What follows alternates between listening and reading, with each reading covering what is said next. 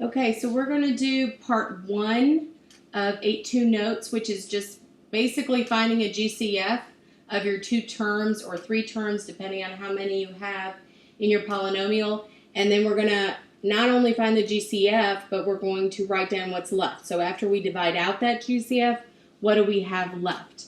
I'm going to show you a couple of different ways on these notes, so please feel free to use whichever way you like to use. They both will get us to the same place, to the same answer. If the way you're doing is not getting you to the answer that you see in the notes, then try the other way. And it may just take some practice or some questions in class, so please ask those. So the very first thing I'm going to do is look at my 2 terms here, and we're going to do the way that we've been doing, just finding our GCF. So my factors of 12a, and if you do the factor tree, it's 2 times 6, and then this is 2 times 3. So it's 2 times 2 times 3. So 12a breaks down into 2 times 2 times 3 times a. Then 6 just breaks down into 2 times 3. So 2 and 3. Okay, so we get 6 and 2 times 3. So what they have in common, they have a factor of 2 and they have a factor of 3. So my GCF here equals 6. Okay, 2 times 3 is 6. However, I'm not done. That's not it on this one. We haven't factored everything completely. So now what we're going to do is, there's 2 ways to look at this now. Since I've already done this down here, I know 6 has to go outside, and then I'm going to have it multiplied by something. So I can look at what's left. So what's left in this first term here, what was not circled? There was a 2 and an a, correct? So 2 times a is 2a. And then in the second one, everything was circled. However, I can't put nothing in there because I won't get a term out if I have 0. Because 6 times 0 will give us 0. And I know there's another plus something. So it's got to be plus 1. 1 is the other invisible term, right? If there's nothing in common, it's 1. And how I can check this is multiply it back out. 6 times 2a gives me 12a. 6 times 1 gives me 6. Remember last chapter, we were given a problem like this, and we had to make it look like this. We took away the parentheses. This time, we're putting it back in because we want to factor it. So we get 6 times the quantity 2a plus 1. All right, so that's one way to do it. Another way is simply by looking at what the GCF is. Again, if you like to do this with the factor trees, please continue to do that. However, I can look at these 2 numbers, 25 and 15, negative 15 really, and what's the biggest number that goes into them? Well, 15 does not go into 25, so then the next number I would look at is 5. Okay, so 5 goes into 25 5 times, 5 goes into 15 3 times. Well, what's left? That 5 and 3 are both primes, so I know 5 is going to be the biggest number that goes into both of these. How many a's do they have in common? There's 4 a's being multiplied by themselves here, 2 a's here. So that means at the most, and usually it's the lowest number on the variable that you see. So that would be a squared. So 5a squared is my GCF. Again, if you're doing it with your factor tree and writing it out like over here, you will also get 5a squared. Now since I didn't do the factor trees and I can't figure out what's left, I'm going to divide out my GCF, 5a squared, into both terms.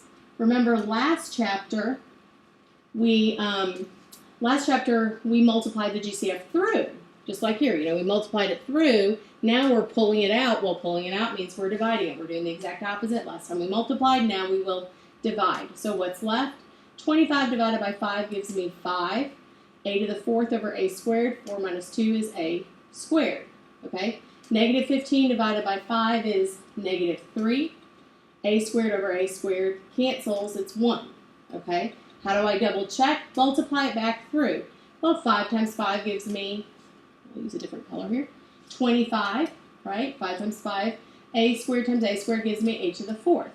5a squared times negative 3 is negative 15a squared. Did we get the same thing as our original? Absolutely. So you can double check these to make sure you're getting the right answer. But here is the factored form of this. Okay, that was the original. Now let's look at C. We're going to do it with the GCF again. And I'm going to not put my factor tree out, but I will go ahead and do it this way. So my factors of 10x squared y are 2 times 5 times x times y. And then my factors of 60x cubed z are 2 times 2 times, let's see here, 3 times 5, right? Hopefully, times x times x times x times z.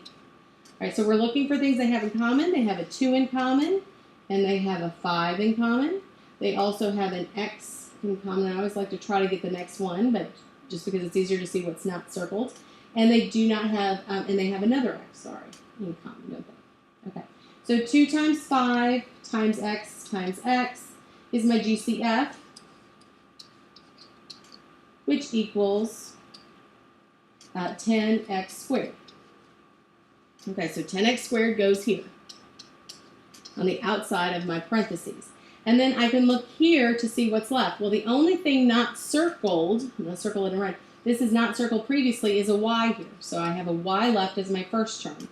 The 2 and the 3 are not circled, and the x and the z are not circled, so I multiply all of those left, and I get, and this should be a plus, because that's plus, these are all positives, so plus 6xz. So that's left. Now to double check to make sure I have this factorization correct, multiply your GCF back by each of your binomial terms, and you should get this original. So 10x squared times y, well, gives me 10x squared y. 10 times 6 gives me 60. X squared times x gives me x to the third. And since there's nothing multiplying here, there's just a z. Z gives me that, so that is correct. That is what's left. For D, I'm going to go ahead and go through D with you.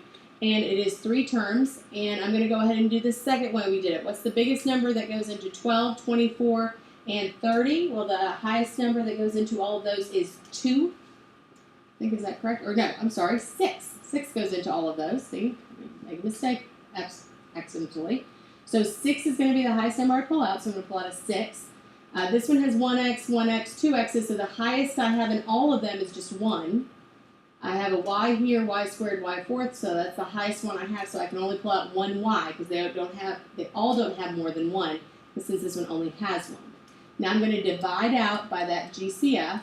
This is last chapter's work. This is why we do what we do in the order we do it. And so what's left in the first term, 12 divided by 6 is 2, x over x is 1, y over y is 1, so we're just left with a 2 as that first term. Then it's plus 24 divided by 6 is 4.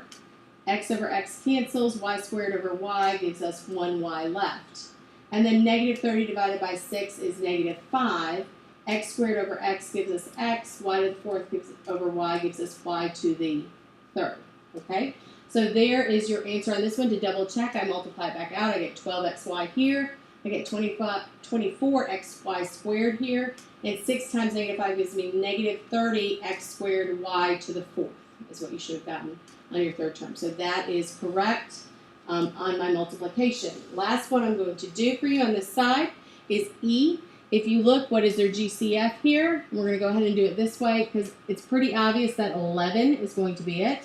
How many p's do they have in common? They all have at least 2. So I'm going to have p squared. And then I'm going to divide each of these by 11p squared, 11p squared, and 11p squared.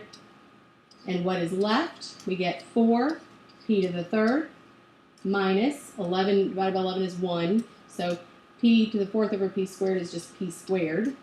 And then plus 55 divided by 11 is 5.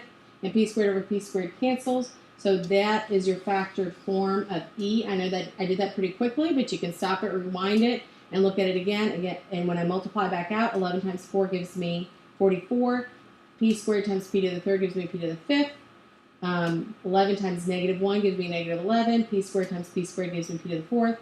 11 times 5 gives me 55. P squared times nothing else, or just 1, gives me p squared. So I get that back out. You should be able to try the you try now. Make sure you bring it in class with any questions you have.